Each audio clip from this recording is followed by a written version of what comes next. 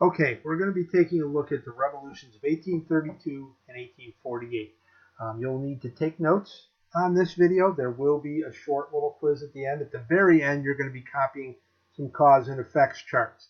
Okay, and this is the rise of nationalism across Europe, and this fire will burn brightly at different times in Europe, all the way up through the world wars and even into modern day Europe. Okay, so we're going to look at what the causes and effects of the revolutions in Europe in 1830 and 1848 were. Okay, first of all is the quick suppression of liberal and nationalist uprisings in the 1820s did not end Europe's age of revolutions. In 1830 and again in 1848, Europe saw street protests explode into full-scale results. As in 1789, the upheavals began in Paris and radiated out across the continent. Okay, so France. It begins in 1824 when Charles X takes the throne. He's a conservative. He believes in absolute monarchy. He gets rid of his legislature and he limits the right to vote. And in 1830, he begins to restrict the press. Liberals and radicals take to the streets in protest. Okay, the rioters forced Charles to abdicate. Radicals wanted to form a republic, but liberals insisted on a constitutional monarchy under Louis Philippe. This is the revolution that is detailed in the movie and play Les Mis. Okay? Louis was called the Citizen King because he got along well with the liberal bourgeoisie. He filled his government with liberals. He dressed like the middle class and walked the city streets greeting citizens. He extends voting rights, but only to the wealthy. The middle class prospers, but not the working class. As we've seen all along as we've been looking at this period of history, the working class really gets abused. Okay, the revolt in Paris was followed by similar uprisings elsewhere in Europe. Most were suppressed by military force. Okay, Metternich, who was the leader of the Congress of Vienna that you should remember, stated, "When France sneezes, Europe catches a cold." It's very similar to the modern day world when America sneezes, most of the rest of the world catches a cold, at least economically. Even where they failed, some rebels won limited reforms from frightened rulers. Okay, one successful revolt was in Belgium, which had been made a part of the Kingdom of Holland under a Dutch king. Following the French uprising, the Belgian middle class rebelled in 1830. In 1831, a liberal constitution is established. A revolution in Poland in 1830, however, failed. Little history on Poland. In the 1700s, Poland had been divided among Austria, Russia, and Prussia. It had basically been wiped off the map. Rather than restoring their nation, the Congress of Vienna gave most of Poland to Russia. In 1830, students, army officers, and angry landowners rebelled, but they were crushed by Russian troops. And this will be a common theme with the Russians. They crush every uprising that appears. Okay, discontent grows again, once again in France in the late 1840s. Liberals denounced corruption in Louis Philippe's government. Socialists called for an end of individual private property, and a recession, which is an economic downturn, closed factories and creates unemployment. And poor harvests caused bread prices to rise. By 1848, the conditions are ripe for revolt. You got to remember, this is very similar circumstances as what you had in 1789.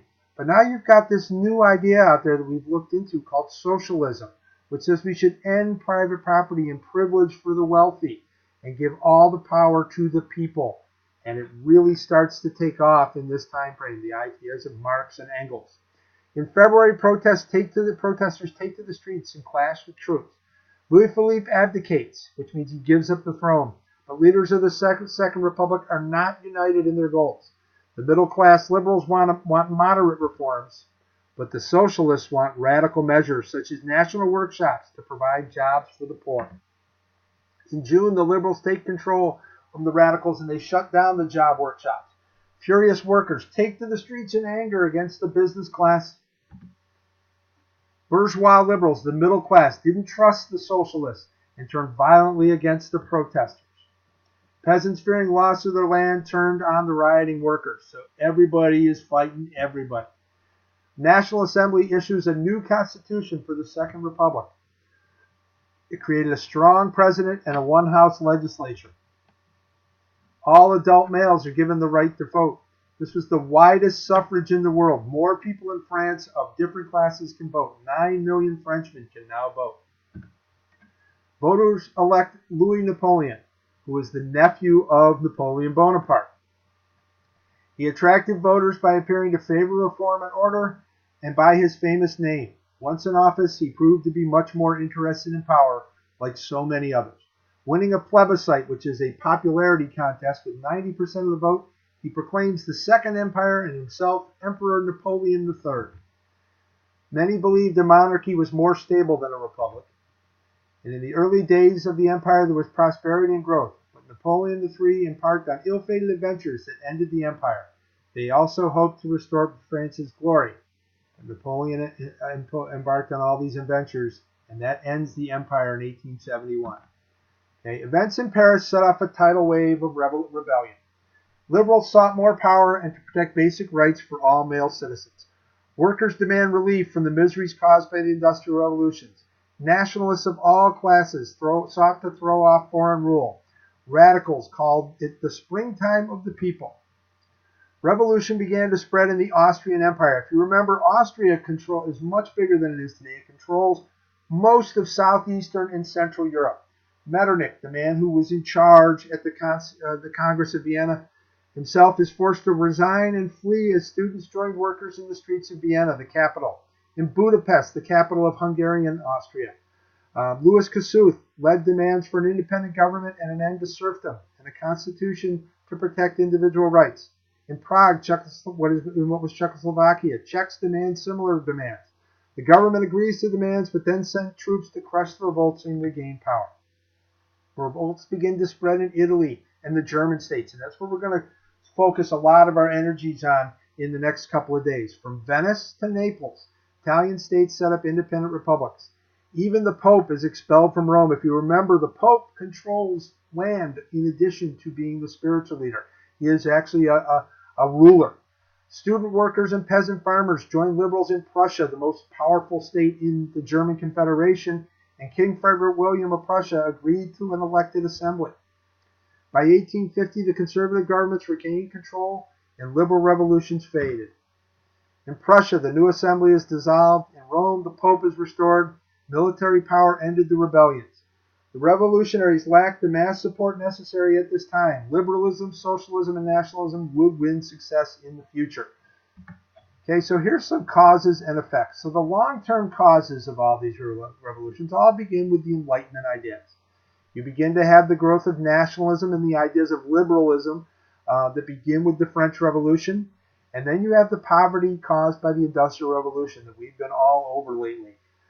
Immediate causes of these revolutions are the uprisings in Paris. These are kind of the match to the powder, the economic recessions, the poor harvests, and the corrupt governments.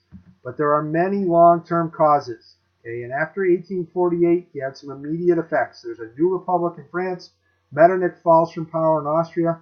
And there's promises of reform in Austria, Italy, and Prussia. The long-term effects are a new empire in France.